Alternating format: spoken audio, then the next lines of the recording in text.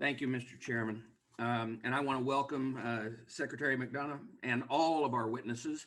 Uh, and any way we can look at it, the VA budget has doubled over the past decade. We have never asked the VA to do more with less. VA's biggest budget increases have come in the last 2 years. The CARES Act and the American Rescue Plan added tens of billions of dollars to the largest regular appropriation VA has ever received. This time, and the time has come to ask when VA will be adequately funded. Congress must always prioritize veterans.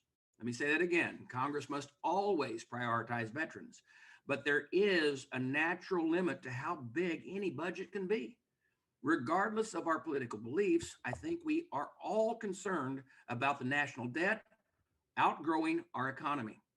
VA has requested a 10% increase next year. If that rate of growth continues, the VA's budget will be $574 billion by 2030. The problem is the number of veterans using the VA services is not up by 10%. The number of veterans receiving disability compensation or pension benefits is only growing at about a 4.3% growth. The number of veterans receiving VA health care is only up by 1.3%. It is true that those veterans are seeking more care, but the number of outpatient visits is only going up at 3.7%. VA forecasts the number of veterans enrolled in a VA will actually go down. I'm not suggesting cutting VA.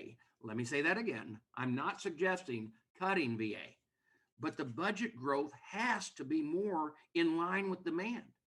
VA has made a lot of progress in expanding access, increasing quality, and improving customer service.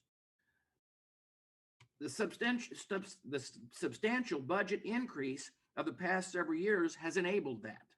Without a doubt, there is more to be done, but we need to be better understanding of what success looks like and how much achieving these goals will cost. I'm concerned about the VA using one-time dollars from the CARES Act and the American Rescue Plan to create permanent expenses. I'm also concerned that the VA budget seems to reduce infrastructure spending only to then plus it up in the American Job Plan. Funding maintenance is important. We should take care of it now through the regular budget process. That's not to mention the elephant in the room, Mr. Secretary, that's toxic exposure. Supporting toxic exposed veterans is one of my priorities. And I know that it is also for you and for the chairman and the Senate and VSOs as well. Several toxic exposure bills have been introduced, including mine, which is the TEAM Act. And the conversation that I had yesterday with the secretary or with the chairman asking me to join on with his bill, which I can't do until we can figure out what the overall costs are and accurate costs are. You know, the preliminary cost estimates of those bills range from as high as $1.5 trillion.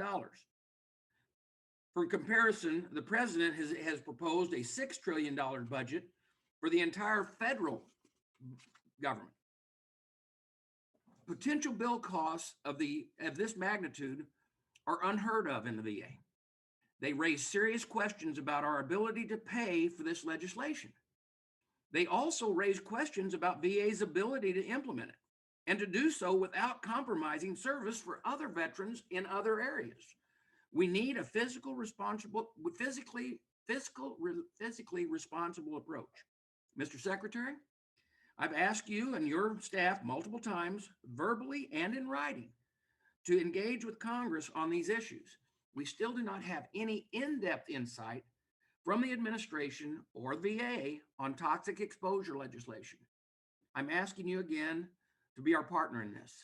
This is the single biggest issue we are facing in this committee. Veterans are counting on us to get it right. The administration's absence from this discussion does not help anyone. And I hope we can have a frank discussion today about how to provide care and benefits for toxic exposed veterans without breaking the bank or crippling the department. Mr. Chairman, I yield back. I look forward to our discussion today. Thank you.